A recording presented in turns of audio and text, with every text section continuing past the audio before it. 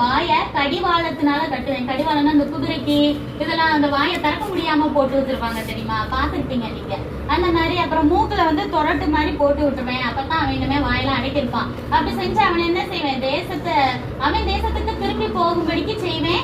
அங்க அவன் பிள்ளைகளை அவனை என்ன செஞ்சிருவாங்க, வெட்டி கொண்டுருவாங்க அப்படின்னு சொல்லிட்டு தேவன் சொல்லி அனுப்புறாரு. அப்ப ராஜாவுக்கு ரொம்ப சந்தோஷமா இருந்தது, எப்படி நம்ம ஜெயிச்சிருவோம் அப்படின்னு சொல்லிட்டு. அப்ப அன்னைக்கு நைட்டு என்னன்னா தேசத்தை அவங்க நாட்டை சுற்றி என்ன செஞ்சிருக்காங்க, எதிரி நாடு வந்து இறங்கிட்டாங்க. யுத்தத்துக்கு போகணும்னு என்ன செய்வாங்க, முதல்ல அவங்க டென்ட் அடிச்சு வந்து எல்லாத்தையும் குதிரை யானை படை எல்லாத்தையும் இறக்கி வச்சிருவாங்க.